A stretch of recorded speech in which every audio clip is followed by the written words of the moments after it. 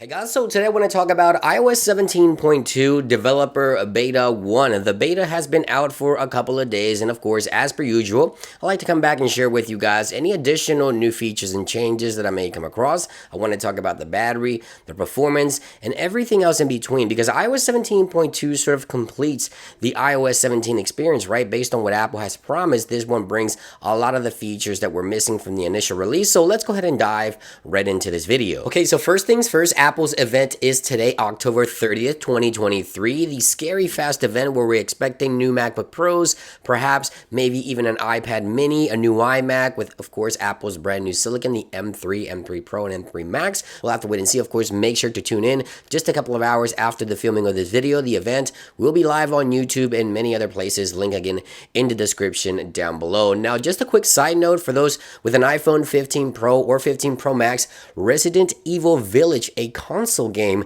now available for those devices with Apple's brand new A17 Pro chip, is now live in the App Store if you want to go ahead and grab that. Now let's go ahead and talk about iOS 17.2, some additional new features and changes after using the software for a couple of days here. Now I do have to say things are looking good. iOS 17.2 does have some minor bugs, of course. It is beta software, but this software makes everything complete, right? As I mentioned before, iOS 17.2 brings a lot of the features that Apple has promised with iOS 17, including the new journal application, which is now available on 17.2. The contact key verification feature for iMessage is also here. Just a quick recap here to show you guys what's new. Of course, a new favorites playlist in Apple Music and collaborative playlist is now available here as well. We also have a new translate option for the action button on iPhone 15 Pro and 15 Pro Max. And of course, we have new widgets for the clock and the weather application as well. And including here on the new contact poster, we have a new gradient for colors when you set the name,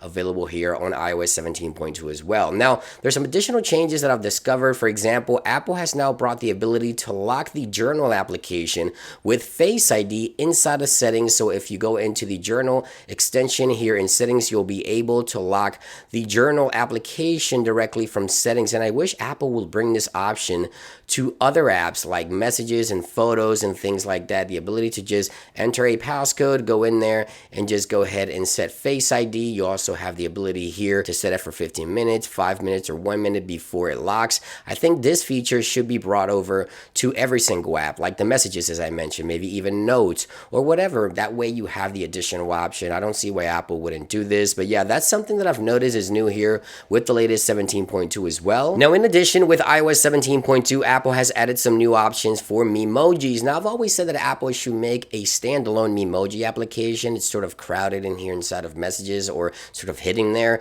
If you go to edit your Memoji here, Apple has added a new body option available here for Memojis for different body types and styles, as you can see right there. So that's new within iOS 17.2. Again, Apple should definitely make a standalone Memoji application. What do you think? Let me know in those comments down below. Now, let's talk about some of the bugs, because I've encountered one issue, and that is my widgets sometimes disappear from the home screen. Now, I'm not sure if you've encountered this issue, but I've seen this happen to many devices that I'm currently testing in beta, where the widgets will just disappear from the home screen. And some of you guys are reporting that the keyboard bug, where the keyboard won't pop up or populate for you when you're composing a message or an email or even just searching through Spotlight. I haven't encountered the actual keyboard issue, but I see a lot of you guys do have this issue where the keyboard would just disappear and not populate when you go to compose or use it. Now, one thing that I do want to mention is the battery performance. Battery performance, a lot of you guys are asking. I'm getting through my entire day. It hasn't really been impacted, at least on my beta testing here, my experience so far.